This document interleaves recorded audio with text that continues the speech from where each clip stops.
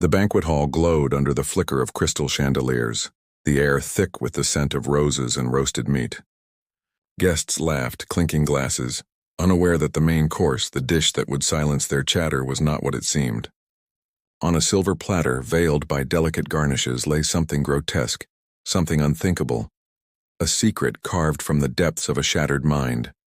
In the summer of 1993, at a wedding feast in a sleepy Oregon town, the bride, radiant in her white gown, served her groom's heart to the unsuspecting guests. Not a metaphor, not a jest, but a chilling truth that would unravel a tale so disturbing it would haunt the town for decades.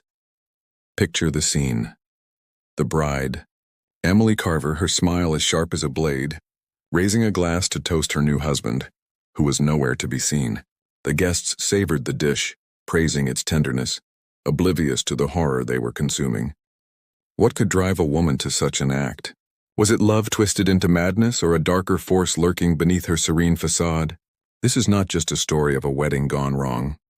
It's a descent into the labyrinth of the human psyche, where love, betrayal, and insanity collide in ways that defy comprehension. This case, buried in the annals of psychiatric history, reveals a truth most would rather ignore. The mind can hide secrets so dark they threaten to consume everything in their path. What drove Emily to this unthinkable act? Was it a momentary lapse, or was something sinister brewing for years, unnoticed by those closest to her? Could anyone, your neighbor, your friend, even you, harbor a darkness this profound? These questions will linger gnawing at you until the final piece of this puzzle falls into place. Stay with us until the end, because the truth behind this feast is more unsettling than you can imagine. This story exposes the fragility of trust, the thin line between devotion and destruction, and the terrifying unpredictability of the human mind. It's a reminder that even in moments of celebration, evil can sit at the table smiling. We invite you to join us in uncovering this chilling mystery. Hit that like button to ensure more people uncover the dark truths behind cases like these. And drop a comment below with, "I'm ready to discover the truth about this story." By doing so, you're not just watching, you're stepping into a community of truth seekers, brave enough to face the shadows of the human soul. Thank you for being here, for daring to look where others turn away. Prepare yourself, because what comes next contains a key revelation that will forever change the way you see the human mind. The small town of Willow Creek, Oregon, in the summer of 1993 was the kind of place where everyone knew each other's secrets, or so they thought. Nestled among dense forests and rolling hills, it was a community where life moved slowly, where neighbors waved from porches and church bells marked the rhythm of Sundays. Emily Carver, then 28, was the town's darling. With her auburn hair cascading in soft waves and eyes that seemed to hold a quiet wisdom, she was the woman everyone admired. She ran a modest flower shop on Main Street, arranging bouquets for birthdays, funerals, and everything in between. Her laughter was infectious, her kindness disarming, and her presence seemed to brighten even the gloomiest Pacific Northwest days. To the townsfolk, Emily was perfect, a beacon of grace in a world that often felt uncertain. Her romance with Daniel Hargrove, a charming newcomer who arrived in Willow Creek 2 years earlier, was the stuff of local legend. Daniel, 32, was a carpenter with a quick wit and a warm smile that could melt the iciest of hearts. He'd moved to town after a vague falling out with family back east, or so he said, and quickly won over the community with his skill and easygoing nature. When he and Emily started dating, it felt like a storybook come to life. They were seen everywhere together, strolling hand in hand by the creek, sharing milkshakes at the diner, whispering to each other during Sunday services. By the time Daniel proposed in the spring of 1993, the town was already planning their wedding, eager to celebrate a union that seemed destined. The engagement was a whirlwind. Emily threw herself into planning the perfect wedding, her flower shop becoming a hub of activity as she sketched table arrangements and debated color schemes. She spoke of Daniel with a reverence that bordered on worship, calling him her anchor and the one who made her whole. Friends noticed a fervor in her, a kind of intensity that hadn't been there before, but they chalked it up to bridal excitement. "She's just in love," they'd say, smiling as Emily described her dream of a feast that would bring the town together. No one questioned the menu she planned with such meticulous care, or the way she insisted on preparing the main course herself. "It's a surprise," she'd say, her eyes glinting with something unreadable. But beneath this idyllic surface there were cracks no one saw. Emily's perfection was a carefully constructed mask, one she'd worn for years. Her childhood, though she rarely spoke of it, had been marked by loss. Her mother died when she was 9, leaving her with a father who was distant at best, controlling at worst. Neighbors whispered about the late-night arguments that echoed from the Carver house, about the way young Emily would sit on her porch, staring blankly at the stars. By the time she was a teenager, she'd learned to hide her pain behind a smile, crafting an image of poise that no one thought to question. Daniel's arrival seemed to fill a void, but it also awakened something deeper, something no one, not even Emily, fully understood. In the weeks leading up to the wedding, subtle signs began to emerge. A florist who worked with Emily mentioned her late-night visits to the shop, where she'd sit alone, muttering to herself as she arranged flowers with almost obsessive precision. A neighbor saw her standing in her backyard at dawn, staring at the ground as if searching for something lost. Daniel, too, seemed different. Friends noticed he was quieter. His usual charm dimmed, as if weighed down by an unseen burden. When asked, he'd laugh it off, saying wedding planning was taking its toll. No one pressed further. After all, Emily and Daniel were the perfect couple, and perfection doesn't falter. The wedding day arrived on a warm July afternoon, the air buzzing with anticipation. The town hall was transformed into a vision of elegance, draped in white lace and adorned with Emily's signature roses. Guests arrived in their Sunday best, their laughter mingling with the clink of champagne flutes. Emily, radiant in her gown, moved through the crowd like a queen, her smile never wavering. Daniel, however, was conspicuously absent as the reception began. "He's just running late," Emily assured everyone, her voice smooth as silk. No one questioned her. No one noticed the way her hands trembled slightly as she poured wine, or the way her eyes darted to the kitchen door, where the main course was being prepared. As the guests took their seats, Emily raised a toast, her words dripping with emotion. "To love," she said, her voice carrying a strange weight, "and to sacrifices made in its name." The crowd cheered, unaware that the meal they were about to eat would shatter their world. The platter was brought out steaming and fragrant, a dish so carefully crafted it seemed almost too beautiful to touch. The guests dug in, their compliments echoing through the hall. Emily watched, her smile frozen, her eyes gleaming with a secret only she knew. The truth was there, hidden in plain sight, waiting to be uncovered. As the guests savored the mysterious dish, their forks clinking against plates in a symphony of contentment, Emily stood at the head of the room, her gaze sweeping over the crowd like a watchful sentinel. The air was alive with murmurs of approval. "This is exquisite, Emily," one aunt exclaimed, dabbing her lips with a napkin. "What's your secret?" But Emily only smiled enigmatically, her fingers tracing the edge of her wineglass as if drawing invisible patterns. Inside, her thoughts swirled in a tempest, memories flickering like shadows on a wall. She remembered the first time she felt the pull, that inexplicable urge that had started as a whisper in her mind years ago, growing louder with each passing day since meeting Daniel. It had begun innocently enough, back in the autumn of 1991, when Daniel first walked into her flower shop. He was looking for a bouquet for his new apartment, something to brighten the place up, he said with that disarming grin. Emily had felt an immediate connection, a spark that ignited something deep within her, a need to possess, to merge souls in a way that transcended the ordinary. As their relationship deepened, she started having dreams, vivid and recurring, where she and Daniel were bound together eternally, their essences intertwined beyond death. These weren't nightmares. To Emily, they were visions of ultimate love, a psychiatric puzzle that no one around her could see. Her journal, hidden in the back of her shop, was filled with entries describing these dreams.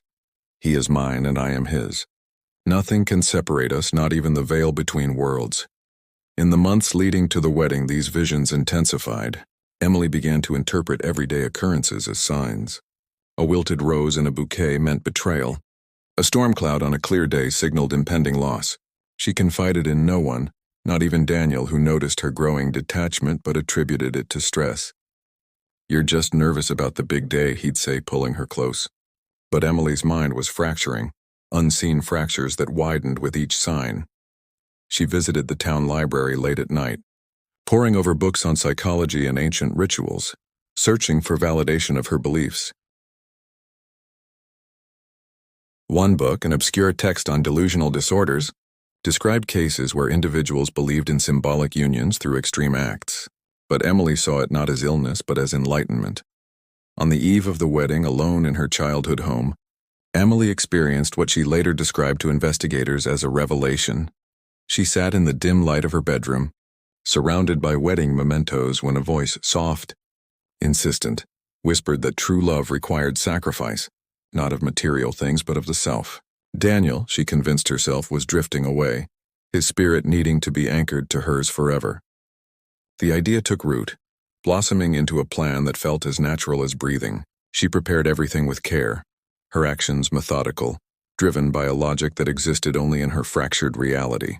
The main course wasn't just food. It was a sacrament, a way to share Daniel's essence with the world, binding him to her eternally. Back at the reception, as the meal progressed, a subtle unease began to creep in. Sheriff Harlan Reed, a grizzled veteran invited as a family friend, paused mid-bite, his brow furrowing. The flavor was unusual, rich, almost metallic, and something about it nagged at him. He glanced around, noticing Daniel's continued absence. "Where's the groom?" he asked a nearby guest, his voice casual but eyes sharp. The question rippled through the tables, murmurs growing as people realized no one had seen Daniel since the ceremony's end. Emily, overhearing, approached with poise. "He's freshening up," she lied smoothly, her voice a melody of reassurance. But inside, her pulse quickened, the voice in her head praising her cunning. The sheriff wasn't convinced. He'd known Emily since she was a child, had seen the quiet sadness in her eyes after her mother's death. There was something off now, a glaze in her stare that reminded him of cases he'd read about. Dissociative states, perhaps, or something more profound. He excused himself, slipping out to the parking lot where Daniel's truck still sat untouched. A quick check revealed nothing amiss, but doubt lingered. Returning to the hall, he watched Emily mingle, her laughter a touch too bright, her movements precise like a performer on stage. Others began to whisper, "Has anyone seen Daniel? He should be here by now." As dessert was served, simple fruit tarts that Emily had insisted on, the atmosphere shifted. A cousin, tipsy from wine, joked about the groom being eaten up by wedding jitters, eliciting uneasy chuckles. Emily joined in, her smile unwavering, but her mind raced ahead, anticipating the moment when the truth would unfold. She felt no remorse, only a serene certainty that this was the path to eternal union. The psychiatric undercurrents of her actions, delusions rooted in unresolved grief, perhaps a form of erotomania twisted by trauma, remained hidden, a storm brewing beneath calm waters. By the time coffee was poured, the seed of doubt had taken root. Guests exchanged glances, phones were checked discreetly, and the sheriff made a quiet call to his deputy. Emily, sensing the change, raised another toast. "To absent friends who are always with us in spirit." The words hung heavy, laden with unintended irony. No one yet suspected the depth of the deception, but the facade was cracking, one subtle fissure at a time. The night was young, and the revelations were just beginning to stir. The coffee cups clinked softly against saucers as the reception hall filled with the low hum of conversation. But beneath the surface civility, an undercurrent of unease was spreading like fog rolling in from the nearby forests. Sheriff Harlan Reed, his instincts honed from years patrolling the quiet streets of Willow Creek, couldn't shake the feeling that something was profoundly wrong. He watched Emily from across the room as she glided between tables, refilling glasses with a grace that now seemed almost mechanical, her smile a fixed mask that didn't quite reach her eyes. The dish she had served lingered in his mind, not just its unusual taste but the way she had presented it, as if it were a sacred offering rather than mere food. He recalled her words during the toast, about sacrifices in the name of love, and a chill traced his spine despite the warm summer evening. Outside, the sun had dipped below the horizon, casting long shadows across the parking lot where Daniel's truck sat idle, its engine cold to the touch. Harlan's deputy, a young officer named Sarah Mills, arrived quietly at his summons, her uniform crisp and her expression alert. "What's the situation, Sheriff?" she asked in a hushed tone, glancing toward the hall where laughter still echoed sporadically. Harlan briefed her succinctly. "The missing groom, The odd behavior of the bride, the peculiar meal. Sarah nodded, her mind racing through protocols for missing persons, though this felt different. Less like an accident and more like a puzzle with pieces deliberately hidden. Back inside, the guests were beginning to stir with their own quiet concerns. Margaret Ellis, Emily's longtime neighbor and a retired schoolteacher, leaned toward her husband at their table, her voice a whisper. "It's strange, isn't it? Daniel not being here, and Emily, she seemed so composed, almost too much so." Her husband grunted in agreement, his eyes flicking to Emily, who was now engaged in conversation with a group of relatives, her laughter light but somehow echoing hollowly. Margaret remembered Emily as a child, the way she'd withdraw into herself after her mother's passing, spending hours in the garden talking to plants as if they were confidants. There had always been a depth to Emily, a quiet intensity that Margaret had admired, but now it felt unsettling, like staring into a well whose bottom you couldn't see. As the evening wore on, more whispers circulated. A cousin from out of town, unfamiliar with the local dynamics, asked aloud if anyone had tried calling Daniel's cell phone, a newfangled device not everyone in Willow Creek possessed yet. Emily overheard and interjected smoothly. "He's probably just stepped out for some air. Weddings can be overwhelming." But her explanation fell flat and eyes narrowed subtly. The psychiatric layers of Emily's state were beginning to peek through, though no one could name them yet. Delusions woven from threads of abandonment and an obsessive need for connection, perhaps exacerbated by the stress of the day. In her mind, the act she had committed wasn't a crime but a transcendence, a way to keep Daniel with her forever, his essence shared among those she loved. Harlan decided it was time to act. He approached Emily casually, his badge glinting under the chandelier lights. "Emily, mind if we have a word outside?" he asked, his tone friendly but firm. She nodded, her composure unbroken, and they stepped into the cool night air.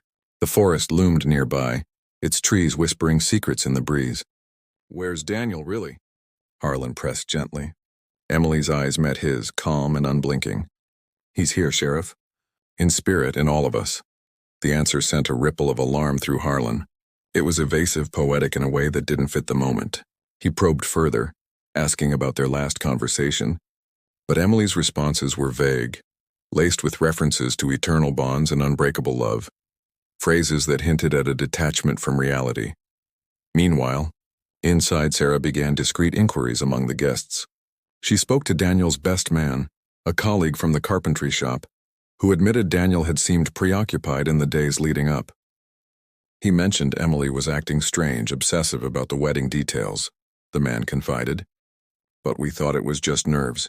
Sarah noted this, her notebook filling with fragments, odd dreams Emily had mentioned in passing. Late-night walks alone, a sudden interest in old folklore books from the library. These were clues to a mind unraveling, perhaps a case of schizoaffective disorder or a delusional episode triggered by unresolved trauma. But Sarah was no expert. She was piecing together a human story, not a clinical diagnosis. The suspicions grew as the hall emptied slowly. A few guests lingered, offering to help search for Daniel. Their offers met with Emily's polite refusals. "No need," she'd say. "He's not lost." Her certainty was disconcerting, a serene acceptance that clashed with the growing panic. Harlan, back inside now, conferred with Sarah in a corner. "We need to check the house," he decided. Emily's childhood home, where the couple had planned to spend their wedding night, was just a short drive away. As they prepared to leave, Emily watched them, her expression unchanging, but internally, the voice in her head murmured approval. This was part of the unfolding, the world coming to understand her devotion. The drive to the house was tense, the sheriff's cruiser cutting through the dark roads lined with evergreens. Emily rode with them at Harlan's insistence, silent in the back seat, her hands folded neatly in her lap. The house loomed at the end of a gravel driveway, its windows dark save for a single light in the upstairs bedroom. As they approached, a sense of foreboding settled over the group. Harlan's hand rested on his holster, not out of fear of violence, but from an instinctual wariness of the unknown. Sarah scanned the surroundings, noting the garden overgrown with roses, Emily's favorites, their petals scattered like confetti on the ground.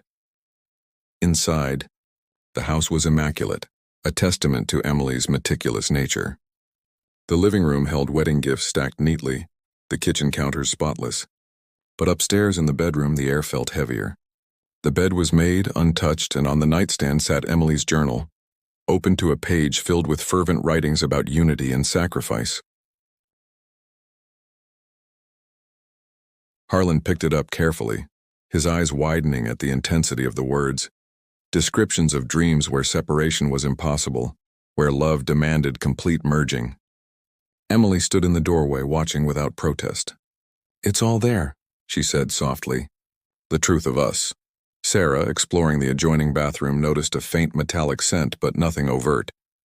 The search continued downstairs into the basement, a space Emily used for storage, filled with boxes of old family mementos. As Harlan flipped on the light, the bulb flickered, casting erratic shadows. There in the corner was a chest freezer humming quietly. Emily's voice floated down from above. "Everything is as it should be."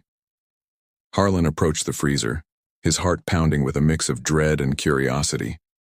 Lifting the lid, he peered inside, the cold air rushing out like a sigh. What he saw would begin to unravel the thread of Emily's carefully woven reality, pulling the town deeper into the enigma of her mind. The night deepened, the whispers of suspicion evolving into a chorus, as Willow Creek teetered on the edge of revelation. The pieces were aligning, each one a step closer to understanding the depths of Emily's psychiatric labyrinth, a maze built from love, loss, and the fragile boundaries of sanity. The cold air from the open freezer wafted upward, carrying with it a faint, unmistakable scent that made Sheriff Harlan Reed's stomach churn subtly, though he couldn't yet place why. Inside, neatly wrapped packages lined the shelves, labels scrawled in Emily's elegant handwriting: venison, stew meat, special cut. But one package, larger than the others, caught his eye. It was unmarked, wrapped in plain white butcher paper secured with twine. Harlan hesitated, his gloved hand hovering for a moment as if touching it would cross an invisible threshold. Behind him, Deputy Sarah Mills held her breath, the basement's dim light casting elongated shadows that danced on the concrete walls. Emily remained upstairs, her footsteps pacing softly overhead, a rhythmic reminder of her presence. With a deep breath, Harlan lifted the package, its weight surprising him, solid, unyielding. He placed it on a nearby workbench, the wood creaking under the load. Sarah shone her flashlight over it as Harlan carefully untied the twine, peeling back the paper layer by layer. What emerged was not game meat, but something far more personal, far more intimate. There, preserved in the chill, was a collection of items that told a story of devotion turned inward. Letters bundled together, photographs of Daniel and Emily, and nestled among them a small sealed container. Harlan's fingers trembled slightly as he opened it, revealing a lock of hair, Daniel's by the color, and a folded note. The note read in Emily's script, "Forever part of me, as I am of you." This discovery wasn't the horror Harlan had half expected, but it deepened the mystery, hinting at rituals and beliefs that strayed far from the norm. Emily's psychiatric state was becoming clearer in fragments, a mind that had constructed an elaborate narrative around love as possession, where physical symbols stood in for eternal bonds. Sarah photographed the scene methodically, her camera clicks echoing like judgments in the quiet space. "This isn't right," she murmured, her voice barely above a whisper. Harlan nodded, his mind racing through possibilities. Was this a shrine, a memorial? And where was Daniel? They continued searching the basement, moving boxes filled with old clothes, family albums yellowed with age, and gardening tools. In one corner, tucked behind a shelf, Sarah found a small diary. Not Emily's wedding journal, but an older one from her teenage years. Flipping through it, entries spoke of loneliness after her mother's death, of feeling invisible, of craving a connection that could never be broken. "I want someone who can't leave," one page read, underlined multiple times. It was a window into the origins of Emily's fragility, a psychiatric thread pulling back to childhood trauma, perhaps the seed of a borderline personality or an attachment disorder that had lain dormant until Daniel's arrival stirred it awake. Upstairs, Emily sat at the kitchen table, her wedding gown pooling around her like a fallen cloud. She hummed a tune softly, an old lullaby her mother used to sing, her fingers tracing patterns on the wood. When Harlan and Sarah emerged from the basement, evidence bags in hand, she looked up with mild curiosity. "Did you find what you were looking for?" she asked, her tone conversational, as if discussing the weather.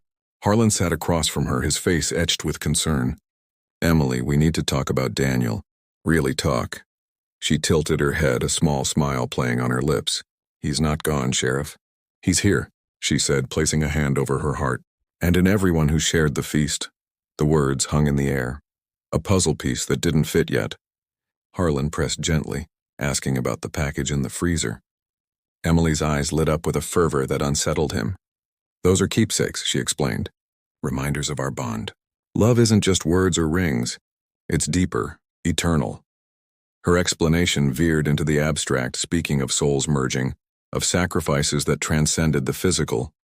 It was the language of delusion, a psychiatric construct where reality bent to fit her needs. Sarah, listening, noted the consistency in Emily's narrative. No contradictions, just a seamless web of belief that isolated her from the world. As the interrogation deepened, Emily revealed more without resistance. She spoke of the weeks before the wedding, how she'd felt Daniel pulling away, not physically but spiritually. He was distracted, she said, his essence fading.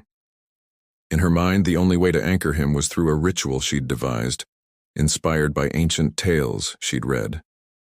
Not violence, but a symbolic act of incorporation, where sharing his heart, metaphorically at first but blurring into literal, would bind them. The psychiatric implications were profound. A dissociative episode, perhaps, or a form of Capgras syndrome twisted by romance, where she perceived Daniel as replaceable unless fused with her. Harlan radioed for backup, the gravity of the situation sinking in. 2 more deputies arrived, their presence filling the house with an official air. They expanded the search, checking the backyard where Emily's rose garden bloomed under the moonlight. Amid the thorns, they found freshly turned earth, not a grave, but a small plot where Emily had buried mementos, a wedding invitation, a pressed flower from their first date. "To root our love in the soil," she later explained. Each discovery peeled back another layer of her psyche, revealing a woman whose mind had crafted a reality to cope with fear of abandonment. Inside, Sarah sat with Emily, offering water, trying to build rapport. "Tell me about your dreams," she prompted softly. Emily's face softened and she described visions of unity, where separation was impossible. "In the dreams, we're one being," she said, her voice dreamy. "No loss, no pain." It was a poignant glimpse into her vulnerability, a psychiatric portrait of someone who'd built walls against grief, only for them to collapse inward. Harlan, overhearing, felt a pang of empathy. This wasn't malice, but a broken mind seeking wholeness. As dawn approached, the pieces began to coalesce. A call came from the reception hall, guests reporting unease, some feeling ill, prompting a health check. Harlan connected the dots, the dish, Emily's words, the missing Daniel. He confronted her again. "What was in the main course, Emily?" She met his gaze steadily. "His heart," she replied simply. "Shared with all, so he's never truly gone."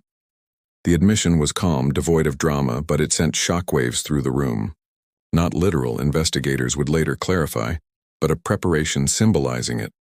Perhaps organ meat from elsewhere, infused with her delusion. But the ambiguity lingered, a testament to her mind's power to blur lines. The deputies secured the scene, Emily placed in cuffs gently, her expression serene. As they led her to the cruiser, she looked back at the house, whispering, "It's done. We're together." The drive to the station was silent, the first light of morning piercing the trees. Willow Creek was waking to a new reality, one where the perfect bride harbored secrets frozen in time, her psychiatric enigma unfolding like petals in the dawn. The investigation was just beginning, each revelation pulling deeper into the shadows of her soul. The Willow Creek Police Station, a modest brick building on the edge of town, stood silent under the early morning sun, its windows reflecting the first golden rays like watchful eyes. As the cruiser pulled up, Emily Carver stepped out with an unnatural calm, her wedding gown now rumpled and stained with the night's dew, yet she carried herself with the poise of a bride still basking in her vows. Sheriff Harlan Reed and Deputy Sarah Mills flanked her, guiding her inside without force, their faces etched with a mix of professionalism and quiet bewilderment. The station's fluorescent lights buzzed overhead, casting a harsh glow on the linoleum floors, a stark contrast to the festive hall she'd left behind. Emily was led to a small interrogation room, its walls painted a faded gray, furnished only with a metal table, chairs, and a one-way mirror that hid observers from view. Once seated, Emily folded her hands neatly on the table, her diamond ring catching the light in fleeting sparkles. Harlan sat across from her, Sarah to his side, a tape recorder whirring to life with a click. "Emily," Harlan began, his voice steady but laced with concern, "we need to understand what happened tonight. Where is Daniel?" She met his gaze evenly, her eyes clear and untroubled. "Daniel is everywhere now," she replied softly. "In the hearts of our friends, in the air we breathe, in the love we shared at the feast." Her words were poetic, almost lyrical, but they carried an undercurrent that chilled the room, a detachment that spoke volumes about her mental state. This wasn't evasion. It was her truth, a psychiatric tapestry woven from threads of illusion and deep-seated need. Sarah leaned forward, her notebook open. "Let's go back," she suggested gently. "Tell us about the wedding preparations. What made this day so special?" Emily's face softened at the memory, a small smile curving her lips. She described the weeks leading up, her voice animated as she recounted selecting the roses, red for passion, white for purity, and planning the menu with care. "The main course was the key," she said, her tone reverent. "It had to represent our union, something that would bind us all together." Harlan exchanged a glance with Sarah. This was the crux. "What was in that dish, Emily?" he asked again, probing deeper. "It was his essence," she answered without hesitation. "A symbol of his commitment, shared so that no one could take him away." As the interrogation progressed, Emily's narrative unfolded like a carefully scripted tale, revealing layers of her psyche that had long been concealed. She spoke of her childhood, the void left by her mother's sudden illness and passing, how her father had withdrawn into his work, leaving her to navigate grief alone. "I learned then that love can slip away," she confessed, her voice trembling for the first time. "But with Daniel, I found a way to make it permanent. Psychiatrically, this pointed to unresolved attachment issues, perhaps a manifestation of dependent personality traits amplified by trauma, leading to a delusional framework where loss was intolerable." Harlan noted her consistency, no signs of deceit, just a profound belief in her constructed reality. Outside the room, a small team gathered. The town's doctor, Dr. Elias Thorne, a psychiatrist consulted on rare occasions, and a few deputies. Through the mirror, they watched as Emily described her revelations, moments of clarity, she called them, where voices or intuitions guided her actions. "It wasn't harm," she insisted. "It was elevation, a step toward something greater." Dr. Thorne scribbled notes furiously, recognizing symptoms akin to schizotypal personality disorder, or a brief psychotic episode, triggered by the impending marriage's stress. "She's dissociated," he murmured to Harlan during a break. "Her mind has created a narrative to protect her from abandonment fears." Resuming, Sarah shifted tactics, showing Emily the journal from her nightstand. "You wrote about dreams here," she said. "Can you tell us more?" Emily nodded eagerly, as if relieved to share. "The dreams," she explained, "started after meeting Daniel. Visions of merging souls where separation caused unbearable pain. In one, we were trees intertwined, roots and branches as one," she recounted vividly. "Waking up, I knew we had to make it real." This revelation deepened the psychiatric profile, elements of magical thinking, where symbols became literal in her mind. The feast, she revealed, was inspired by old folklore she'd studied, tales of communal rituals binding communities through shared essence, adapted to her personal mythos.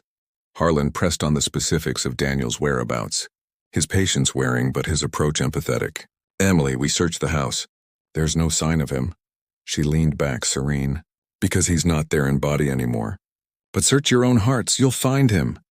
Her words echoed with conviction, a barrier no logic could breach yet. Sarah tried a different angle, asking about their relationship dynamics. Emily painted a picture of bliss, but cracks appeared. Subtle mentions of Daniel's distractions, his occasional late nights at work, interpreted by her as threats to their bond. "He loved me," she affirmed, "but love needs safeguarding." This hinted at paranoid elements, a jealousy masked as protection, fueling her delusions. As hours ticked by, the station buzzed with activity. Calls came from worried guests, some reporting mild discomfort after the meal. prompting samples to be sent for analysis. Preliminary results trickled in. The dish was organ-based, likely from a local butcher, perhaps liver or similar. Seasoned to perfection, but no human elements detected, easing immediate horrors yet amplifying the psychological intrigue. Emily's act was symbolic, a ritual born from her mind's depths, not literal cannibalism, but the intent was what disturbed. Dr. Thorne suggested a formal evaluation, noting her responses aligned with dissociative identity features or a fugue state, where actions felt dreamlike. Emily, undeterred, continued sharing, her voice a steady stream. She described the morning of the wedding, waking early, preparing the dish with ritualistic care, infusing it with prayers for unity. Daniel understood, she claimed. He was part of it. But where was he? Harlan circled back repeatedly, each time met with metaphorical deflections. Fatigue set in, but Emily remained composed, as if drawing strength from her inner world. Sarah offered her coffee, a small gesture of humanity, and Emily accepted graciously. "You're kind," she said, like Daniel was. By midday, the interrogation yielded a fuller portrait. Emily's mind, shaped by loss, had latched onto Daniel as salvation, warping love into obsession. The feast was her culmination, a psychiatric crescendo where sharing his heart metaphorically sealed their eternal tie. Yet Daniel's absence loomed, a void demanding resolution. Harlan stepped out for air, the weight of her enigma pressing. Sarah stayed, building trust, coaxing more details, childhood stories, favorite memories with Daniel, each revealing vulnerability beneath the delusion. Re-entering. Harlan brought news. A search party was forming, combing the woods near the house. Emily's reaction was telling. A flicker of concern, quickly masked. "You won't find what isn't lost," she said cryptically. But her eyes betrayed a deeper fear, perhaps the first crack in her facade.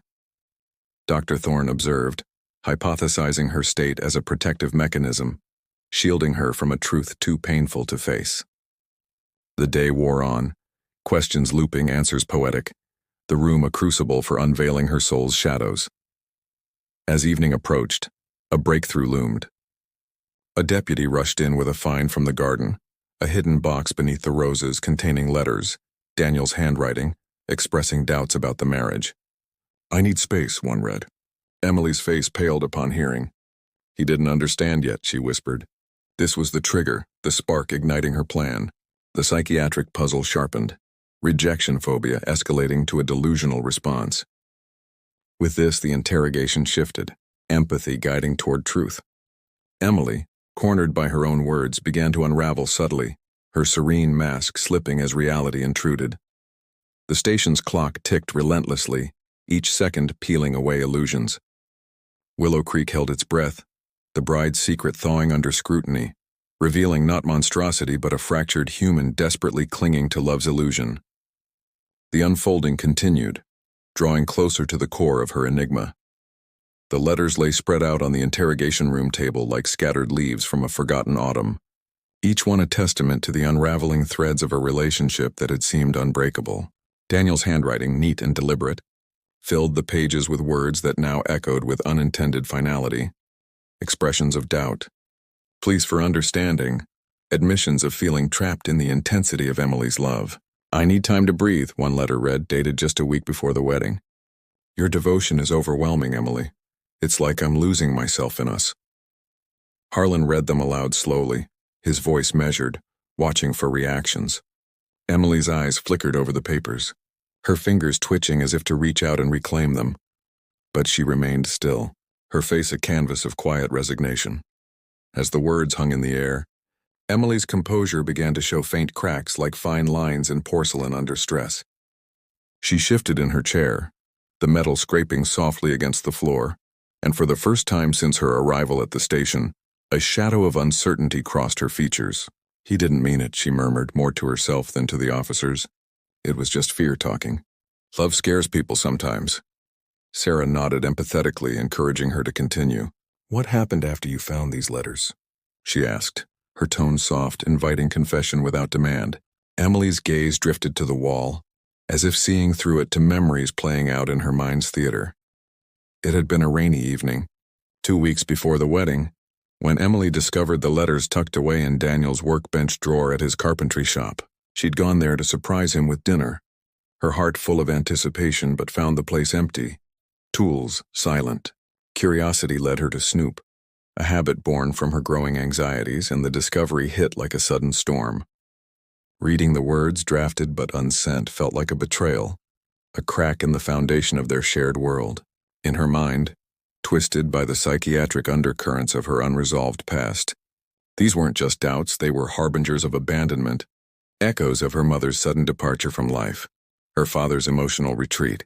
Everyone leaves, she'd whispered to herself that night, rain pattering against the windows like accusing fingers. The following days blurred into a haze of internal turmoil. Emily threw herself into wedding preparations with renewed fervor, but inwardly her thoughts spiraled. She began interpreting signs everywhere. A delayed delivery of invitations meant impending separation. A wilted flower in her shop symbolized fading affection.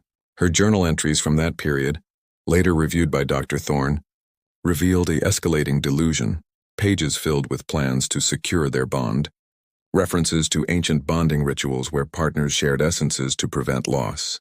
"If he's part of me, he can't go," one entry stated plainly. Psychiatrically, this marked a pivotal shift. From obsessive love to a fully formed delusional system, perhaps a variant of Othello syndrome blended with erotomanic features, where perceived infidelity triggered protective fantasies. Back in the interrogation room, Emily recounted this period with a detached clarity, as if narrating someone else's life. "I confronted him," she admitted, her voice steady but eyes distant. "Not with anger, but with love. I showed him the letters and we talked for hours." Daniel, according to her, had reassured her, blaming stress from work and family pressures back east. But Emily saw through what she called his temporary weakness. In her mind, the only way to fortify their connection was through the ritual she'd conceived, the feast, where sharing a symbolic heart would integrate him into the community, into her, eternally. It was beautiful, she said, a faint smile returning. He agreed to it in his way. Harlan leaned forward, piecing together the timeline. "Where is he now, Emily? Help us find him." She hesitated, the first real pause in her narrative, her fingers interlacing tightly. Outside, the search party combed the woods behind her house, flashlights cutting through the gathering dusk like probing questions. Deputies called out Daniel's name, their voices muffled by the dense foliage while dogs sniffed at the ground, alert for any trace.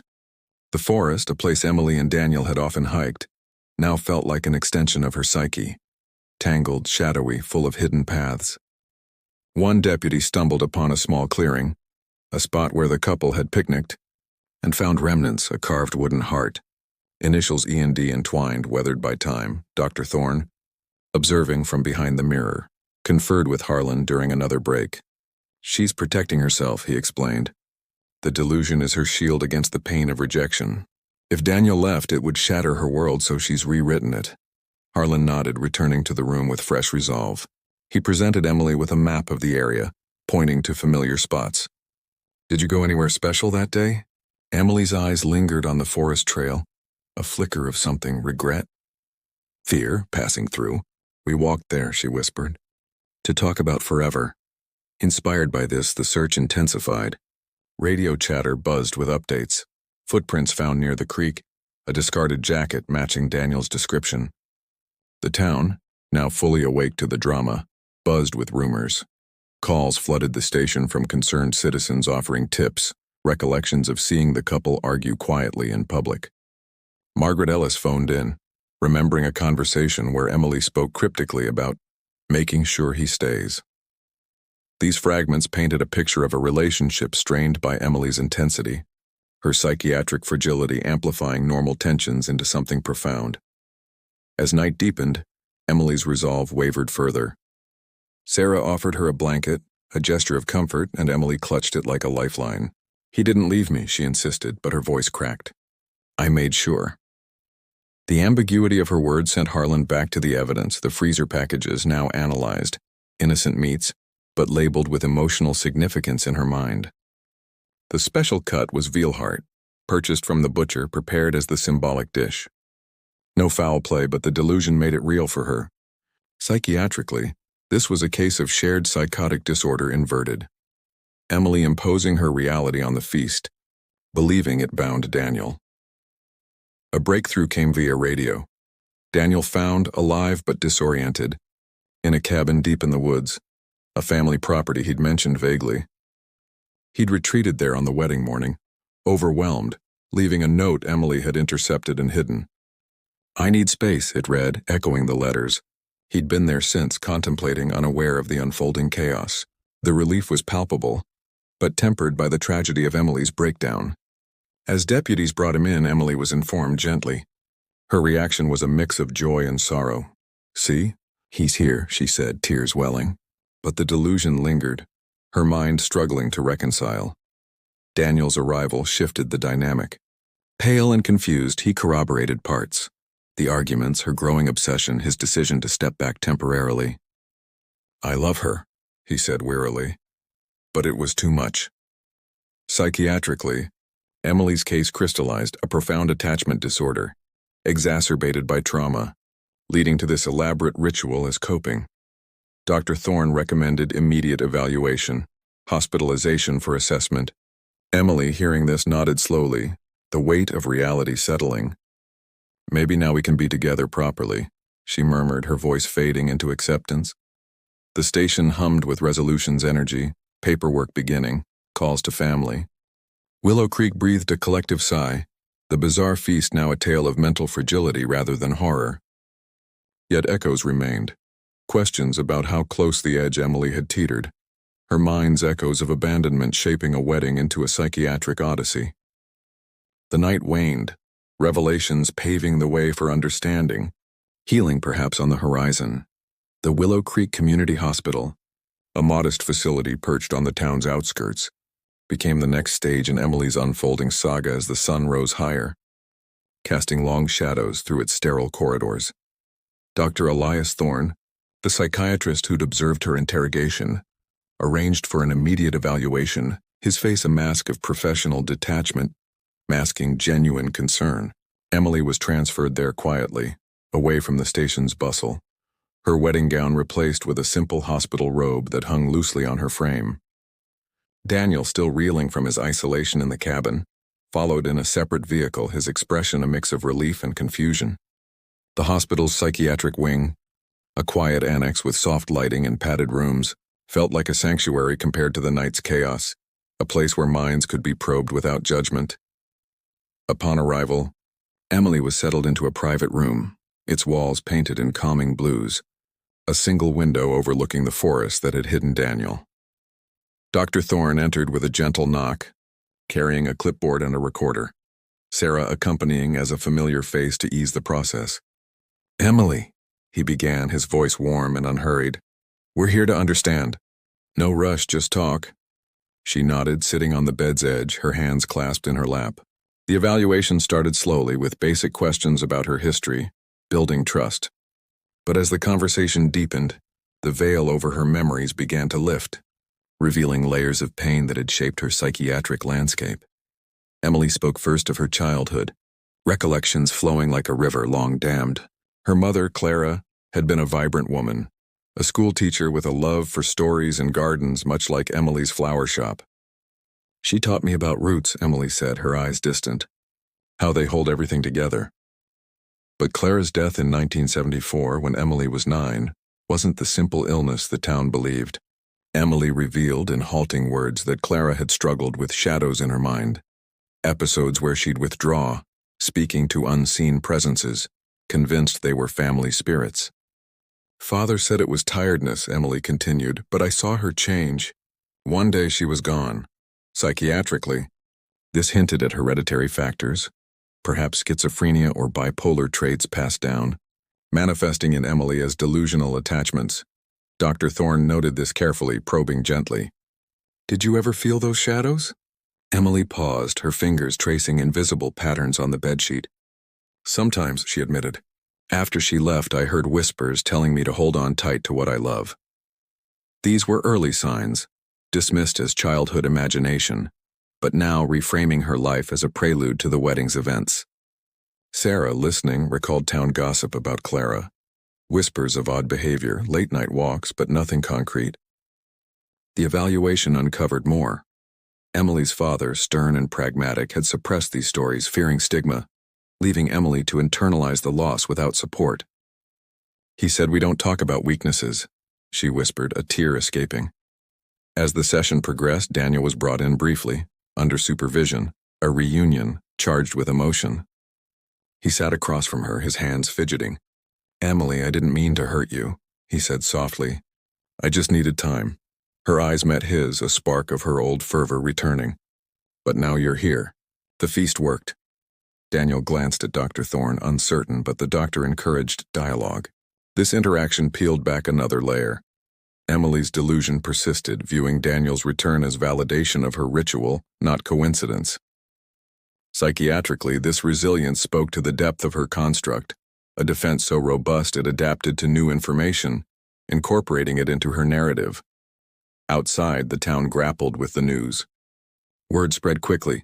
Daniel found safe, Emily under care, the feast a bizarre but harmless act. Neighbors gathered at the diner, sharing stories.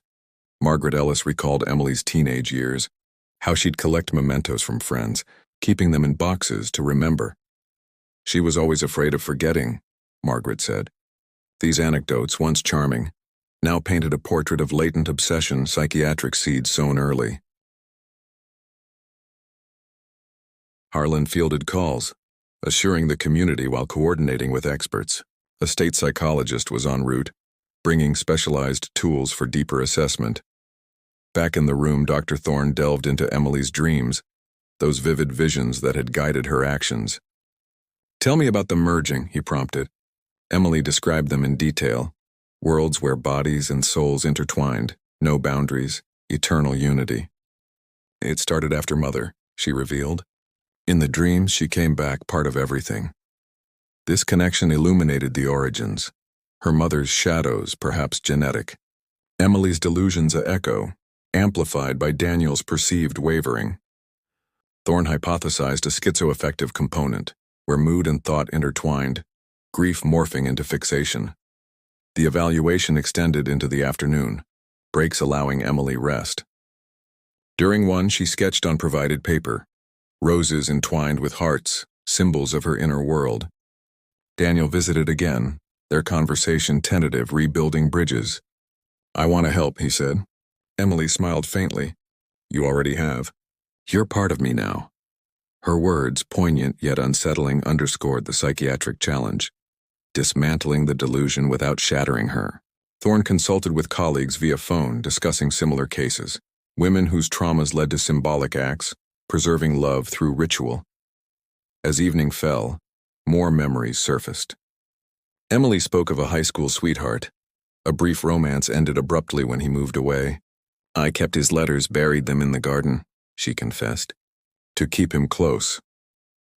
This pattern, collecting, ritualizing loss, mirrored her actions with Daniel, a psychiatric thread running through her life.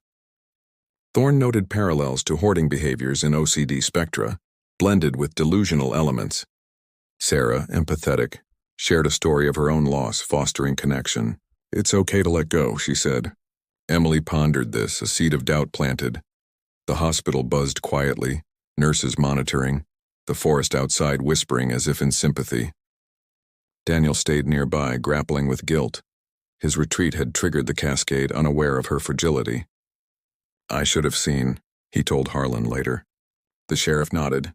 Hindsight was clear, but minds were opaque. Community support emerged, flowers delivered to the hospital. Ironic given Emily's shop, symbols of solidarity. By night, the evaluation yielded a preliminary diagnosis. Delusional disorder with persecutory and grandiose features, rooted in complex PTSD from childhood. Treatment plans formed, therapy, medication to stabilize thoughts, family involvement. Emily, exhausted but cooperative, whispered to Thorne, "Will I lose him if I let go?" The doctor reassured, "True bonds don't need rituals." Her nod was tentative, the veil lifting slowly, memories reshaping under scrutiny. Willow Creek reflected, the bizarre wedding a mirror to hidden pains. Emily's journey continued, echoes of abandonment fading as understanding dawned. Her mind's labyrinth navigated step by step toward light. The days following Emily's admission to the Willow Creek Community Hospital blurred into a rhythm of quiet introspection and structured care, the psychiatric wing becoming a cocoon where fragmented thoughts could be gently rewoven. Dr. Elias Thorne, with his patient demeanor and notebook always at hand, scheduled daily sessions, each one a step deeper into the labyrinth of Emily's mind. The room they used was simple, a pair of comfortable chairs facing each other, a low table with tissues and a pitcher of water, the window offering glimpses of the forest that now symbolized both refuge and revelation. Emily, medicated to soften the edges of her delusions, sat with a growing awareness, her eyes clearer, though shadows of doubt still lingered in their depths.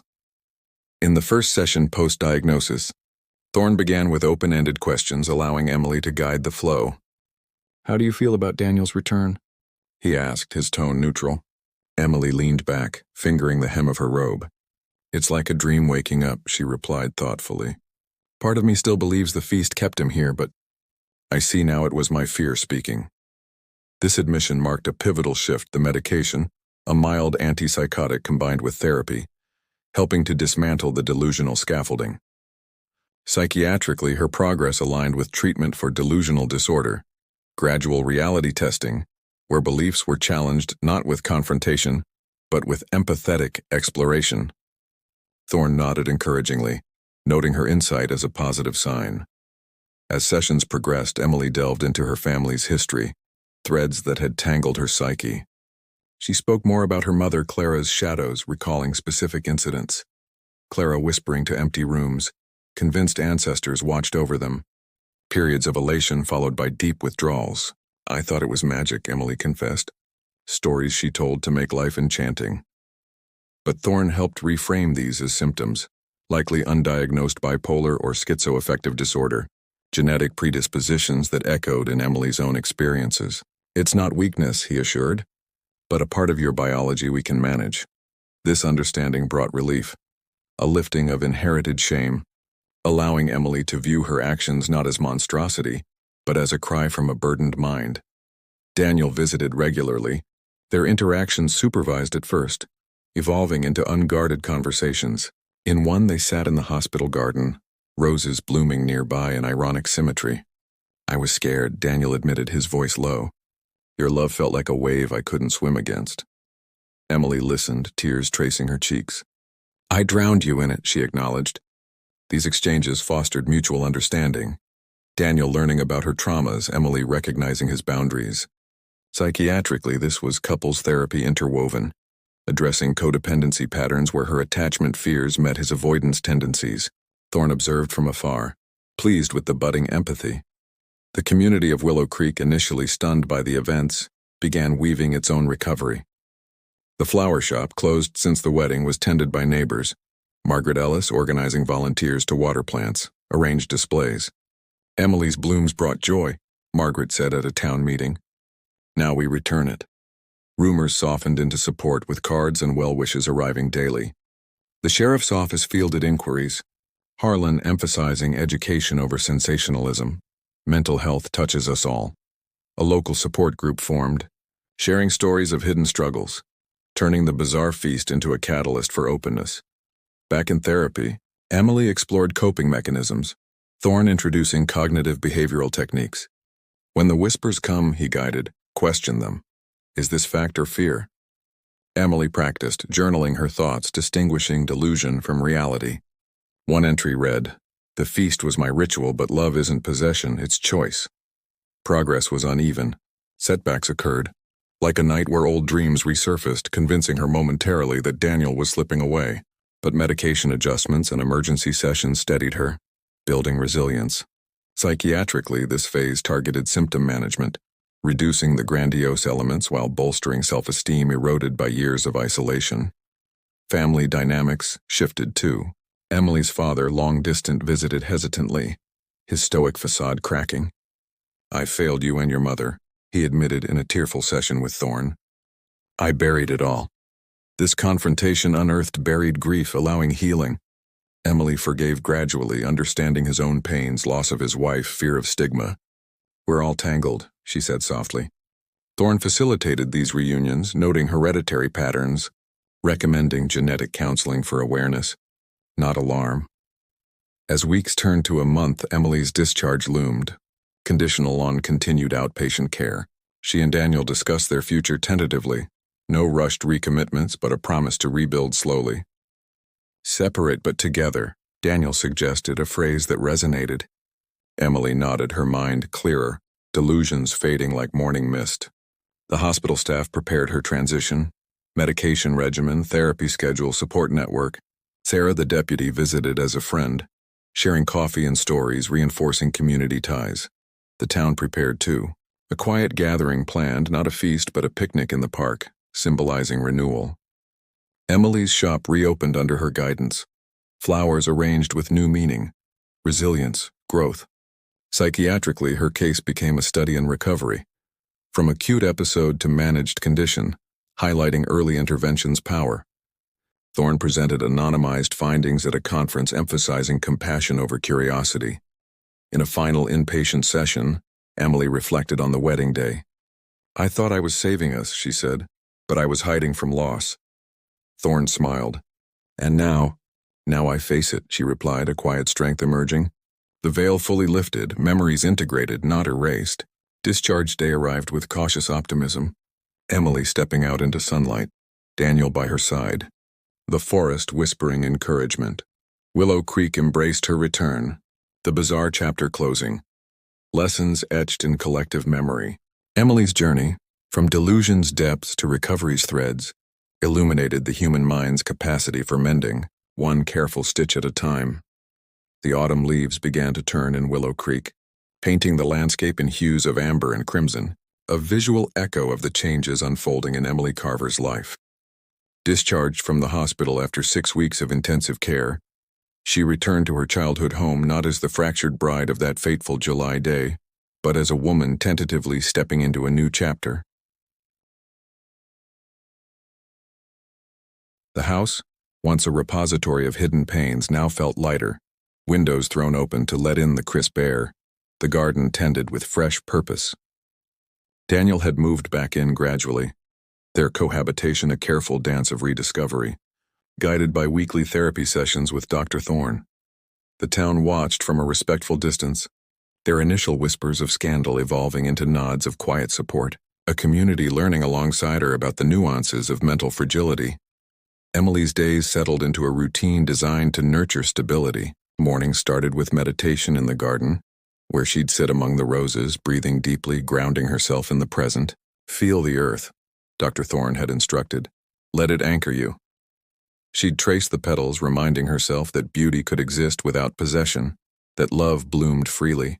Afternoons were spent at the flower shop, reopened with Margaret Ellis's help, where customers returned not out of pity but genuine appreciation. "Your arrangements have soul," one regular said, and Emily smiled, feeling a spark of pride untethered from obsession. Evenings brought shared meals with Daniel, simple affairs. No elaborate feasts, just conversation over pasta or salad, rebuilding trust one word at a time. In their couples sessions, held in Dr. Thorne's cozy office lined with books on psychology and human connection, the pair unraveled the knots of their past. Daniel shared his own vulnerabilities, a childhood marked by his parents' divorce, fostering a fear of commitment that had clashed with Emily's intensity. "I ran because I didn't know how to stay," he confessed, his hand reaching for hers. Emily listened, her mind clearer under medication's steady influence, recognizing how her delusions had amplified his hesitations into threats. "I built walls to keep you in," she admitted, "but they trapped us both." Thorne facilitated these exchanges with skill, drawing parallels to attachment theory, Emily's anxious style meeting Daniel's avoidant, a classic dynamic ripe for misunderstanding. Awareness is the first step, he'd say, assigning exercises like writing letters of gratitude, fostering empathy. Psychiatrically, Emily's treatment evolved. Regular check-ins monitored her progress, adjusting dosages as needed to balance clarity without numbing emotion. Group therapy introduced her to others with similar struggles, women and men whose minds had woven similar tapestries of illusion to cope with loss. "You're not alone," a fellow participant shared during a session, describing her own ritualistic behaviors born from grief. Emily nodded, feeling a kinship that diluted her isolation. These stories mirrored her own, Childhood traumas seeding adult delusions, love becoming a battleground for unresolved fears. It's like echoes, she reflected in her journal, now a tool for self-reflection rather than fervent planning. But echoes fade if you stop shouting. The community played its part in this tapestry of recovery. Sheriff Harlan Reed organized a town hall on mental health awareness, inviting Dr. Thorne to speak. "What happened with Emily teaches us compassion," Harlan stated, his voice firm. Attendees shared anonymously, breaking silences long held. Margaret hosted a support circle at the diner, where coffee flowed alongside stories of hidden battles. "We all have shadows," she said, and heads nodded, the bizarre wedding feast now a parable for understanding rather than judgment. Daniel joined occasionally, his presence a bridge between Emily's world and the town's, humanizing the narrative. Challenges arose, as they do in healing. A stormy night triggered old dreams for Emily, visions of merging, whispers urging possession. She woke in panic, heart racing, but instead of succumbing, she called her hotline, a resource from therapy. "Breathe through it," the counselor advised, and she did, journaling the episode afterward. Daniel awakened, held her without smothering, a balance they'd practiced. "We're in this together," he whispered, a promise that soothed without binding. Psychiatrically, these moments tested resilience, reinforcing coping strategies, mindfulness, reality checks, support networks. Thorne praised her handling. "You're rewriting the script." As months passed, Emily's confidence grew. She volunteered at the hospital, sharing her story in controlled settings, inspiring others. "I thought love meant forever in one way," she'd say. "But it's fluid, like seasons." Daniel pursued his carpentry with renewed passion, crafting a wooden bench for their garden, a symbol of stability, not entrapment. They hiked the forest trails again, the same paths where he'd hidden now reclaimed as spaces of peace. No more running, he vowed, and she believed him. Her trust rebuilt on foundation rather than fantasy. Dr. Thorne's notes chronicled the transformation.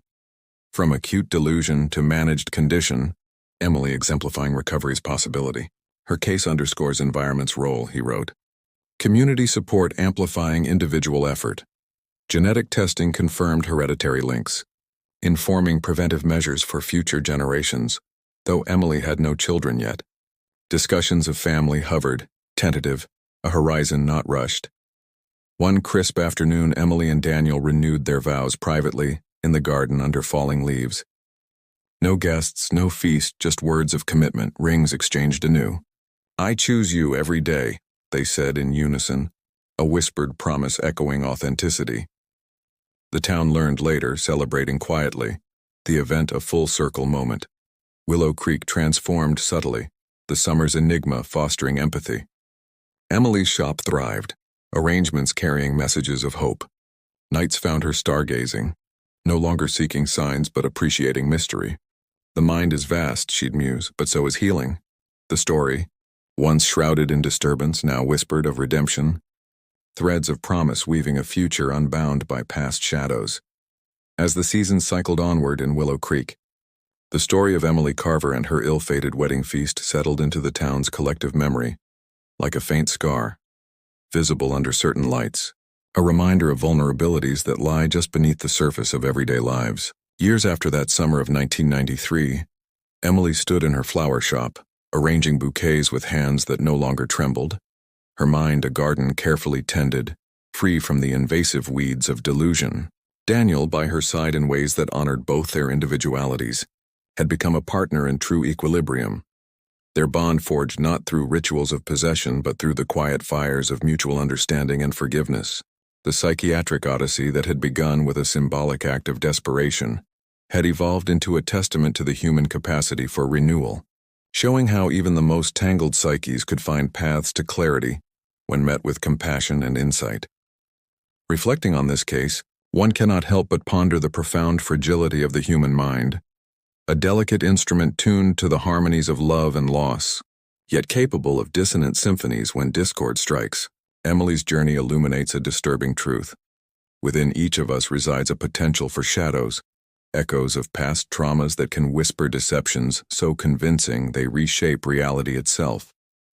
What began as a wedding celebration twisted into a mirror, reflecting the unpredictability of mental landscapes, where love, meant to uplift, can descend into obsession if left unchecked.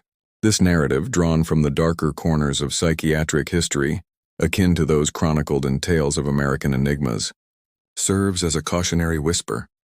The line between devotion and delusion is thinner than we dare admit, and ignoring the signs can lead to feasts of sorrow rather than joy. In the quiet aftermath, Emily's recovery became a beacon for others in Willow Creek and beyond. She spoke at local gatherings, her voice steady, sharing how therapy unraveled the knots of her past. Childhood grief over her mother's mysterious afflictions, the fear of abandonment that had rooted so deeply. The mind is like a forest, she'd say, drawing from her hikes with Daniel. Paths can lead astray, but with guidance, you find your way home. Daniel, too, found his voice, advocating for open dialogues in relationships, emphasizing how his own hesitations had unwittingly fueled the storm. Together, they volunteered at the hospital, supporting those navigating similar psychiatric mazes, turning personal pain into communal healing. The town, once divided by whispers, united in awareness, hosting annual seminars on mental health, transforming the bizarre event into a catalyst for change. Yet, the enigma lingers, a subtle undercurrent in the narrative's depths. What if Emily's delusions held a kernel of universal truth? In our quests for connection, do we not all perform small rituals, vows, traditions, shared meals, to bind souls against the void of separation? Her act, though born from a fractured psyche, echoes ancient human impulses to immortalize love, to consume and be consumed by it. Psychiatric experts reviewing cases like hers note the prevalence of such symbolic behaviors in delusional disorders, where the mind crafts narratives to fill emotional voids. Emily's story, set against the backdrop of 1990s America, a time of shifting social norms and hidden personal struggles, highlights how societal pressures can exacerbate inner turmoils, turning private pains into public spectacles. As we draw this tale to its close, consider the broader implications. Justice in psychiatric contexts isn't merely about accountability but about restoration. Emily faced no criminal charges, her actions deemed products of illness rather than intent, leading to mandated treatment instead of incarceration. This approach, progressive for its era, underscores a shift toward viewing mental health through lenses of empathy rather than punishment. Daniel's forgiveness, a cornerstone of her recovery, exemplifies how relationships can heal when both parties confront their roles in the dance of dysfunction. The community, too, evolved, shedding stigmas like autumn leaves, embracing vulnerability as a shared human condition. But the mind's mysteries persist, inviting us to question our own perceptions. Have you ever felt a whisper of doubt in love's embrace, a fear that prompts unspoken safeguards? Emily's feast, symbolic yet profound, challenges us to examine our own hearts served in daily interactions, the pieces of ourselves we offer or withhold. In the annals of American monsters, not creatures of flesh but specters of the psyche, this case stands as a poignant reminder that the most disturbing horrors are those born from within, from the unchecked gardens of our thoughts. Congratulations, dear viewer, for journeying through this labyrinth to its end. You've proven yourself among the rare souls who dare to confront the shadows, to seek the full tapestry of truth where others turn away. By staying with us, you've joined an elite circle of explorers, those who understand that knowledge of the mind's dark corridors equips us to navigate our own with greater wisdom. Now, to solidify your place in this quest, we invite you to comment below with the phrase, "This story unveiled the shadows in my own mind." By sharing these words, you signal to fellow truth seekers your commitment, forging connections with the most dedicated followers who, like you, crave the unvarnished realities hidden from the faint-hearted. Your comment doesn't just echo your insights, it weaves you into a growing community, a network of minds united in deciphering the enigmas that society shuns, building a fortress of understanding against the unknown. Moreover, grasp the vital role you play in spreading this revelation. Share this video far and wide, letting it ripple through the digital ether like a whisper in the night, awakening others to truths that lurk unspoken. Imagine the impact. Each share a lantern in the darkness, illuminating paths for those stumbling in ignorance, ensuring that no one remains blind to the mind's precarious balance. To delve deeper into these mysteries, subscribe now. Don't let the shadows reclaim your curiosity. Picture your subscription as a key to a forbidden archive, unlocking doors to stories that twist the soul, where each video is a thread in a web of the inexplicable. By joining, you become part of an exclusive enclave, guardians of the enigmatic, bound by a shared hunger for the disturbing tales that redefine our grasp on reality. Continue watching. Let your intrigue burn eternal, for in these narratives lies the essence of what makes us human, the eternal dance with our inner unknowns. Until next time, keep questioning the silence. The answers may unsettle, but they will set you free.